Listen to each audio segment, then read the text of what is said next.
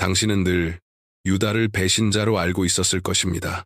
예수를 은화 30양에 팔아넘긴 인물, 성경 속에서 영원한 악역으로 남은 존재 말입니다. 하지만 만약 그것이 거짓이라면 어떨까요? 만약 예수 자신이 어떤 비밀스러운 계획을 위해 유다를 선택했다면요. 사제와 교리, 그리고 두려움이라는 사슬로 인류를 묶어온 통제의 시스템으로서의 종교를 해체하고 인간을 해방시키기 위한 계획이었다면 말입니다. 그리고 바티칸은 이 진실을 2000년 동안 숨겨왔습니다. 당신도 마음속 깊은 곳에서 느껴본 적 있지 않나요? 성경을 읽을 때마다 스며들던 그 의문, 배신의 이야기가 어딘가 맞지 않는다는 감각, 무언가 잘못되었다는 느낌 말입니다. 오늘 밤 당신은 단순히 잃어버린 유다의 복음을 듣는 것에 그치지 않을 것입니다. 당신의 영혼이 오래전부터 기다려왔기에 그 힘을 직접 느끼게 될 것입니다. 당신은 이미 알고 있었습니다.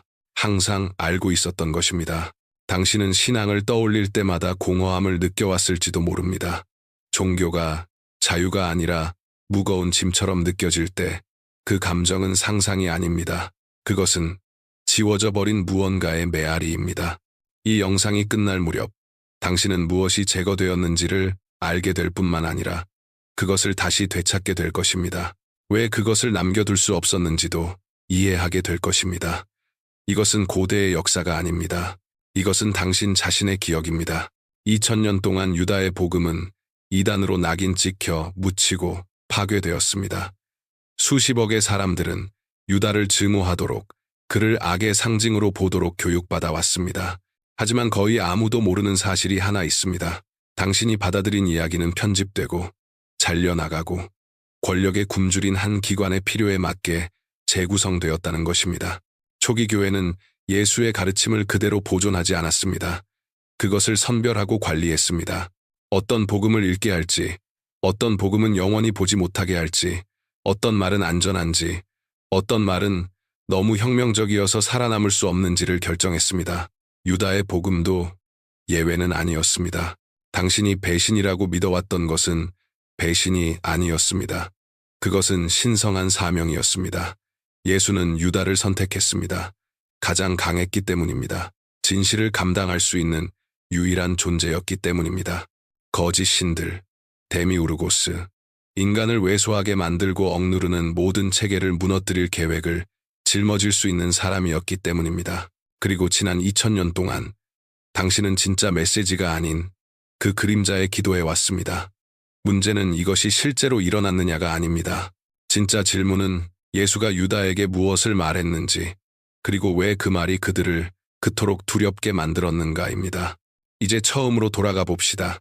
1945년 이집트 나그 함마디의 모래 속에서 농부들이 고대 문서들을 발견했습니다. 교회가 불태우러 올 것을 알았던 수도사들이 16세기 이상 땅속에 숨겨두었던 문서들이었습니다. 그 안에는 성경에 포함되지 않은 복음서들이 있었고 그 중 하나가 유독 눈에 띄었습니다. 바로 유다의 복음이었습니다. 당신이 알고 있는 배신자의 이야기가 아니라 계시였습니다. 그 복음서에서 예수는 오직 유다에게만 말을 건네며 다른 제자들에게는 결코 주지 않았던 비밀들을 드러냅니다. 너는 그들 모두를 뛰어넘을 것이다. 예수는 말합니다. 너는 나를 입고 있는 이 인간을 희생시킬 것이기 때문이다. 이것은 배신이 아니라 해방이었습니다. 예수는 유다가 자신을 넘기기를 원했습니다.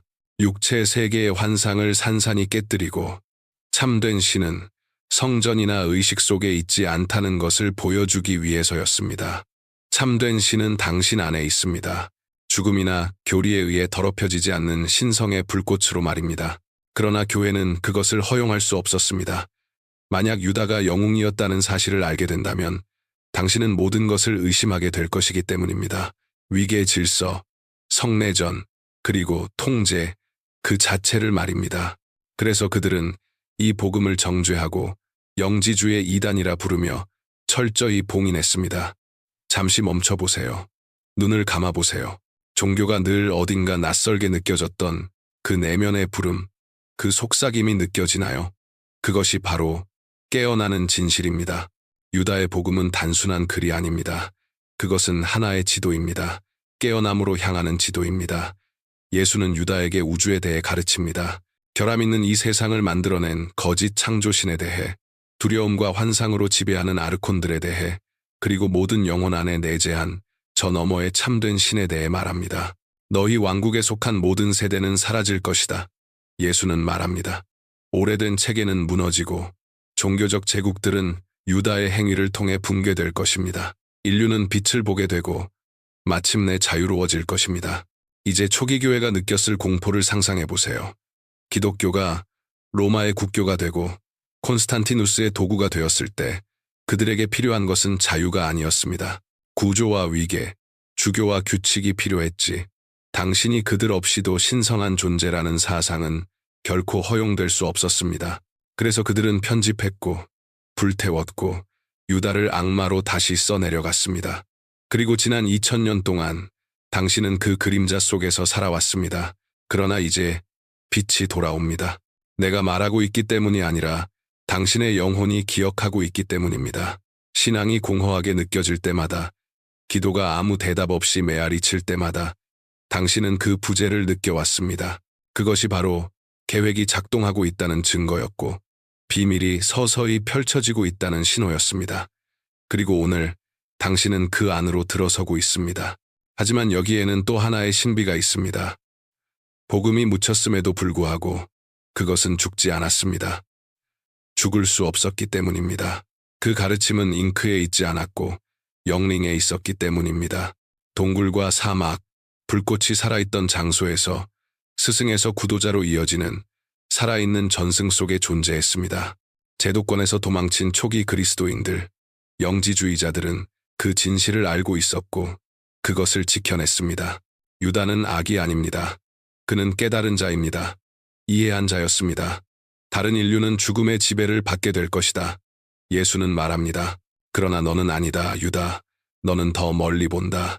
너는 이 순환을 끝내는데 기여할 것이다. 복음서 속에서 예수는 웃습니다. 별들, 운명, 거짓 신들을 향해 웃습니다. 와라. 예수는 유다에게 말합니다. 아무도 본 적 없는 비밀들을 내가 너에게 가르쳐 주겠다. 아이온들에 대한 비밀, 빛나는 차원들, 물질의 덫에서 벗어나는 길에 대한 비밀입니다. 그리고 유다는 귀 기울이고 질문하고 배웁니다. 다른 제자들이 혼란 속에서 잠들어 있을 때, 베드로가 부인할 때 유다는 행동합니다. 이 순간 모든 것이 뒤집힙니다. 배신은 구원이 되고 입맞춤은 배반이 아니라 사랑의 표식이 됩니다. 은화 30보츠는 탐욕의 대가가 아니라 상징이 됩니다. 교회는 당신을 두렵게 만들기 위해, 의존하게 만들기 위해 이 모든 것을 왜곡했습니다. 지금 느껴지나요? 흐름이 바뀌는 감각, 안에서 차오르는 설렘을. 당신은 거의 다 왔습니다. 비밀은 이제 당신의 것이 되기 직전입니다. 이제 이것을 신학이 아니라 기술로 해독해 봅시다. 예수는 유다에게 이렇게 말합니다. 눈을 들어 구름을 보아라. 그 안에 있는 빛을 보아라. 이것은 은유가 아닙니다. 지시입니다. 내면의 빛을 보라는 실제적인 가르침입니다. 영지주의자들은 명상했고 육체 너머를 보았으며 불멸의 자아, 육체에 갇혀 있지만 영으로는 자유로운 그 불꽃을 인식했습니다. 이것이 바로 그노시스입니다. 믿음이 아니라 체험을 통해 구원에 이르는 지식입니다. 그리고 유다의 역할은 그 계시를 촉발하는 것이었습니다. 육체를 희생함으로써 예수는 죽음이 아무것도 아님을 보여줍니다. 영은 일어나고 낡은 종교는 죽으며 새로운 각성이 시작됩니다. 그러나 그 대신 하나의 제도가 들어섰습니다. 니케아 공의회와 같은 회의들이 열렸고 4개의 복음만을 선택한 뒤 나머지는 묻어버렸습니다. 유다는 권력을 결집하고 이야기를 통제하기 위한 희생양이 되었습니다. 만약 그렇지 않았다면 어땠을까요? 만약 유다의 복음이 정경으로 남아 있었다면 당신은 예수를, 종교를 끝낸 반역자로 보았을 것입니다. 제도를 끝내고 개인적이고 직접적이며 신적인 무언가를 시작한 존재로 말입니다. 중개자도 없고 두려움도 없이 오직 당신과 빛만이 존재하는 길. 너무 강력했고 너무 위험했기에 그들은 그것을 숨겼습니다. 바티칸의 금고에 봉인하고 그 존재 자체를 부정했습니다. 발견되기 전까지, 그리고 지금 이 순간까지 말입니다. 다시 한번 멈추고 더 깊게 숨을 쉬어보세요. 따뜻함이 느껴지나요? 그것이 바로 예수가 말한 불꽃입니다. 그것은 언제나 그 자리에 있었고 깨어나기를 기다리고 있었습니다. 그 가르침은 책 속에서 살아남은 것이 아닙니다. 바로 당신 안에서 살아남았습니다. 유다의 복음은 유다가 예수를 넘기는 장면으로 끝납니다. 후회도 없고 자살도 없습니다. 그런 비극적 결말은 그를 악으로 만들기 위해 교회가 덧붙인 이야기였습니다. 그러나 진실은 다릅니다. 유다는 상승합니다. 말 그대로 별이 됩니다. 예수는 이렇게 말합니다. 너의 별이 너를 이끌었고 깨달음으로 인도했다. 극적이지 않나요? 배신은 승리가 되고 악인은 구원자가 됩니다. 이 이야기는 기반을 흔들고 당신으로 하여금 질문하게 만듭니다. 만약 나의 신앙이 거짓 위에 세워져 있다면, 만약 진짜 예수가 종교를 끝내고 순수하고 개인적이며 강력한 무언가를 시작한 혁명가였다면, 머물러 주세요. 진짜는 이제부터입니다. 감정이 치솟을 것입니다. 분노일 수도 있고 평온일 수도 있습니다. 왜냐하면 이것은 당신도 그렇게 될 수 있다는 의미이기 때문입니다. 죄책감도 두려움도 없이 오직 빛만이 남습니다. 그렇다면 왜 이것을 숨겼을까요? 답은 하나, 권력입니다. 교회는 제국을 세우고 대성당을 짓고 군대를 거느렸습니다. 만약 예수가 종교의 종말을 계획했다면 어떻게 되었을까요? 헌금도 통제도 지옥도 사라지고 오직 신성한 존재와의 직접적인 연결만 남았을 것입니다. 그들은 그것을 감당할 수 없었습니다. 그래서 유다를 어둠으로 덧칠하고 죄의 상징으로 만들고 복음을 봉인했습니다. 하지만 이제 그것은 다시 세상 위로 떠올랐고 당신은 이 과정의 일부가 되었습니다. 지금 이 감정이 느껴지나요? 이것이 바로 기억해냄입니다. 이 이야기가 당신의 마음을 건드렸다면 표현하세요. 좋아요를 누르고 댓글에 유다라고 남기고 이 이야기가 필요한 사람과 나누세요. 나를 위해서가 아닙니다. 빛을 위해서입니다. 더 깊이 들어가고 싶나요? 아래에는 성스러운 문서들이 있습니다. 잊혀졌던 가르침들이 당신을 기다리고 있습니다. 같은 길을 걷는 이들과 함께 하세요. 함께 기억해내는 구도자들입니다. 빗속을 걸으세요. 그 계획은 이미 당신 안에서 펼쳐지고 있습니다.